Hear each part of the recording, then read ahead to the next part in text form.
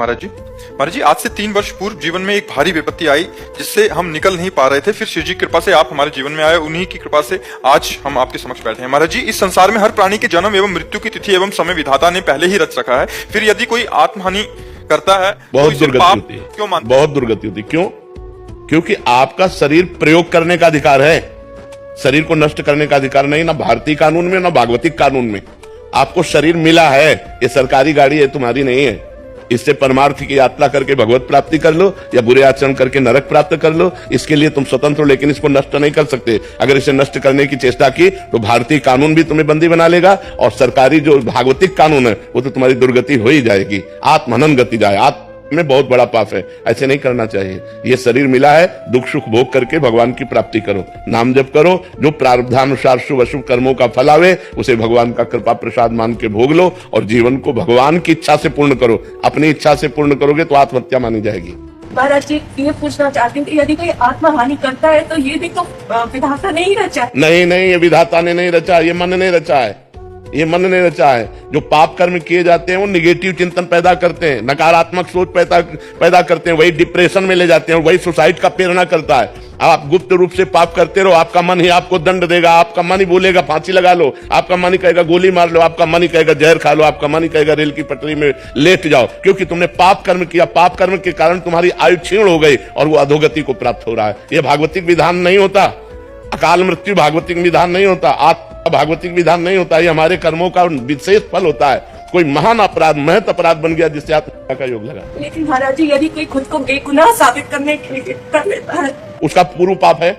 ऐसा नहीं, बेगुनाह साबित करने के लिए हम आत्महत्या नहीं कर सकते।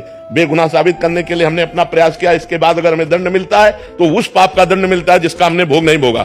कोई गुप्त पाप है और वो पूर्व का पाप, अभी हम अपराधी नहीं हैं लेकिन मुझे सजा मिल रही है तो मेरे पाप का ही फल भोगने को मिल रहा है, अन्य नहीं। मुझे चाहिए आत्महत्या ना करके उस दंड को स्वीकार करके हम भोग लें, चाहे भले फांसी क्यों ना मिले, तो हमारा पूर्व का सारा पाप नष्ट हो जाएगा, हमें भगवान की कृपा प्राप्त होगी। हमें आत्महत्या करने का अधिकार कदापि नहीं, किसी भी परिस्थिति में नहीं है। शास्त्र ऐसी आज्ञा नहीं करते, नहीं, कदापि नहीं। अगर आप निर्दोष हैं और फिर आपको सजा मिलती है, आपको दंड मिलता है, तो आपके उस पाप का फल है जो कोई पाप नहीं जानता।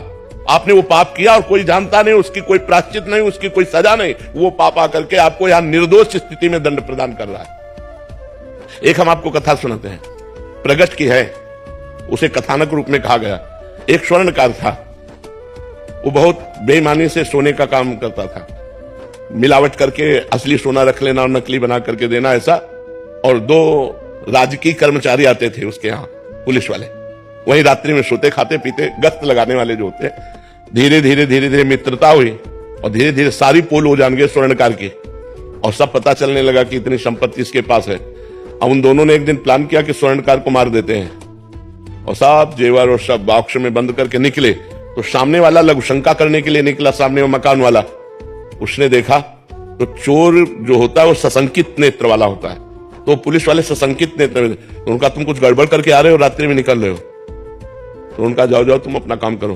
तो वो बोले नहीं, हम हल्ला मचा देंगे। तो उनका सुनो, कुछ साझेदार बन जाओ, हम तुम्हें दे देंगे लेकिन तुम चुप रहो। बोले हम बेईमान आदमी नहीं है, हम ईमानदार आदमी हैं। और वो लड़ गया।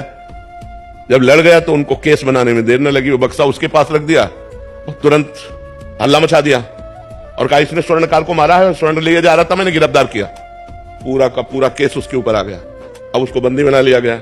गवाही पुलिस वाले कि इसको हमने घर से निकलते देखा है और ये बॉक्स उसकी चोरी का है और इसने स्वर्णकार को मार दिया, और केस पुलिस वालों ने किया था और ठोक दिया सामने वाले के। अब जब जज के सामने पेश किया गया तो सारी साक्षी उसी के खिलाफ थे जो सत्य आदमी था। तो उसने रो के कहा जज से कि आप जो सजा देंगे वो तो भोगना ही पड़ेगा, क्योंकि साक्ष्य हमारे खिलाफ है, लेकिन मैं हृदय से कहता हूं मैंने पाप नहीं किया, ना मैंने उसे मारा है, ना मैंने चोरी की है, मैंने ऐसा बोला तो मुझे फंसा दिया गया। तो जज के अंदर भगवान बैठे, उन्होंने कहा कि ठीक है हम इसे और खींचते, तारीखें और दी। और एक दिन एक आदमी जो ऐसे ही फुटपाथ में मर गया था, उसके साथ उस जिसके साथ मुकदमा चल रहा था, सत्य आदमी को, उसको पुलिस वालों को साथ दिया कि आप इसका अंतिम संस्कार कराएं। जब अंतिम संस्कार करने के लिए गए तो एकांत में कहा कि देखा, कह रहा था हमारी बात मान जाते तो कुछ हिस्सेदार बन जाते और आराम से मौज लेते। हमारी बात नहीं मानी ना, फंस गया ना, फांसी होगी तेरे को। और उनके जो सत्य आदमी था उसके पास वो वीडियो बनाने वाला कैमरा लगा दिया गया था। जज ने सफाई के लिए जब वो गया पूरा वीडियो सहित पेश किया तो सत्य आदमी तो निर्दोष था ही। तब जज से उसने कहा कि जब मैं निर्दोष हूं, आज आप जान गए, तो मुझे सालों से पैसा खर्चा करना पड़ा, इतना परेशान रहा, इतना मुझे दुख मिला, ऐसा क्यों? क्योंकि मैं निर्दोष हूं, अब तो जान गए हो ना आप। तो जज ने कहा सत्य बताना, इस जन्म में तुमने कोई ऐसा पाप किया है जिसकी सजा न मिली हो और जिसका प्रायश्चित न किया हो? उसी का दंड आपको यहां निर्दोष होने पर प्राप्त हो रहा है, आप सत्य बताना। तो उसने अपनी घटना बताई। तो वो मृत्यु दंड इधर आकर के उसको फंसाकर इतना दंड दे रहा था। तो ये बात समझ लो कि जो पाप आप लोग भ्रूण हत्या करते हैं, गर्भ हत्या करते हैं, इसका प्रायश्चित करते हैं, और जब इनका परिणाम आता है तो बोले हम निर्दोष थे। जो आप पाप करोगे उसका दंड भोगना पड़ेगा, आज नहीं तो कल, और ऐसी जगह भोगना पड़ेगा जहां आपने पाप नहीं किया। हम मानते हैं 100% आप सत्य हो, लेकिन आपका पूर्व का वो गुप्त पाप आपकी ऐसी तैसी कर देगा। इसलिए डरो, पाप कर्मों से डरो। अगर हमसे कोई पाप कर्म नहीं होंगे तो हमारी कोई समस्या नहीं होगी। अवश्य में भोक्तव्यम कर्तव्यम कर्म शुभाशुभम, शुभ और अशुभ कर्म अवश्य भोगने होते, चाहे कोई भी हो, चाहे संत महात्मा ही क्यों ना हो, बड़े बड़ों को भोगना पड़ता है। इसलिए कोई यहां भगवत विधान में छल कपट नहीं चल सकता। आज तुम निर्दोष हो, कसम खा के कह सकते हो, लेकिन कल का पाप तुम्हें आज फंसा रहा है, इसको कैसे बता सकते हो तुम?